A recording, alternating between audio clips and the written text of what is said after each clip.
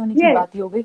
जब when a matter is before the courts, no journalist touches it and आपके lawyers आपको constantly advise कर रहे होते हैं कि आप ये ना करें. इसका मतलब है कि सलमा के साथ इस वक्त जो लोग मौजूद हैं, because I am a journalist by profession myself, and मैंने सुबह भी बोला था कि समीरा जिस पेपर के लिए करती थी सऊदी गजेट के लिए, I am very very familiar with it, and journalist जो होता है ना वो बड़ा मुश्किल से कोई स्टोरी पिक करता है और फिर बड़ी मुश्किल से उसमें एडवोकेसी करता है, वरना नॉर्मली जर्नलिस्ट न्यूट्रल रहते हैं. तो इसके जो समीरा कर रही है वो बिल्कुल ठीक कर रही है. एंड बाय द वे ये क्वेश्चन उठाया गया था, मुझे नहीं पता किसने उठाया था, मैंने सुना ये क्वेश्चन उठाया गया था. ये मैं क्लियर कर दूं सुनने वालों के लिए कि सहाफ़ी क्या चीज़ होता है. आइंदा कभी आपकी भी सहाफ़ी को भिड़े तो आप छोटी चीज़ नहीं होता जर्नलिस्ट सहाफ़ी, जिसको आप पत्रकार कहते हैं हिंदी में. पहली बात ये होती है कि जब आपको मैंने कह दिया कि आई एम अ जर्नलिस्ट, ठीक है, under most laws it is considered whatever you are saying is on the record. ठीक है, पहली बात. अब मैं ऑन द रिकॉर्ड का मतलब ये है कि मैं उसको पेपर पे नोट डाउन करूं, मैं वो कॉल रिकॉर्ड करूं, वो अब मेरी मर्जी है. आपसे मैंने कह दिया कि मैं जर्नलिस्ट हूं, आपके पास उस वक्त ये राइट है कि आप कहें कि सॉरी मैंने बात नहीं करनी. लेकिन अगर आपने बात कर ली तो आपको अब ये जर्नलिस्ट के हाथ में है कि वो उस चीज़ को पब्लिश करता है या नहीं करता. ठीक है, एक बात. अमूमन जर्नलिस्ट को जब ये कोई चीज़ होती है ना जिसमें ऑफ द रिकॉर्ड होता है, अमूमन जर्नलिस्ट नहीं पब्लिश करते, बिकॉज इट इज़ कॉल्ड, उसको अंग्रेजी में कहते हैं बर्निंग अ सोर्स. उसका मतलब होता है कि वो सोर्स आपको कभी दोबारा फिर आपसे बात नहीं करेगी. यानी सोर्स से मतलब ये कि कोई भी शख्स जिसने आपसे बात की, आपने उसने कहा कि जी मैं तो ऑफ द रिकॉर्ड आपसे बात कर रहा हूं. मैं किसी ने एतराज किया था कि असगर की कॉल क्यों चलाई समीरा ने. Sameera was well within her rights to do that.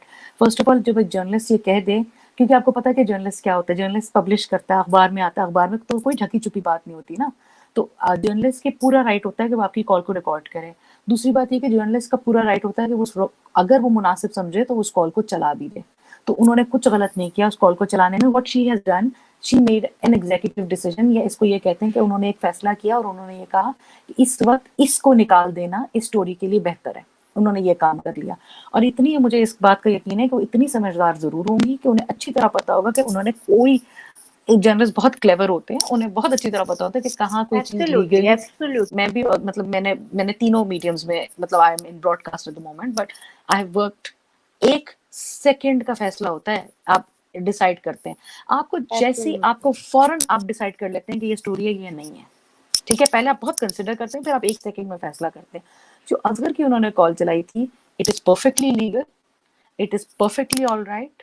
और उनको ये मतलब ये उन्होंने सोच समझ के चलाई. ये मत समझे कि उन्होंने जी ऐसे क्यों कर दिया, ये वो कॉल है, ये वो वॉइस मैसेजेस नहीं है. देखिए, प्राइवेसी वहां होती है जहाँ एक्सपेक्टेशन ऑफ प्राइवेसी होती है. मैं ये लाइव में बात कर रही हूँ इस वक्त, यहाँ पे कोई तवक्को, किसी को एक्सपेक्टेशन नहीं है कि ये प्राइवेट होगी, ये यूट्यूब पे चल रही है.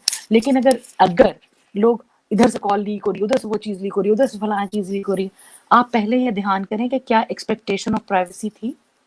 अब आप एक बात नोट करें कि सलमा इसलिए भी क्वाइट है कि उसके पास जो प्रूफ्स हैं वो अब प्राइवेट हो चुके हैं.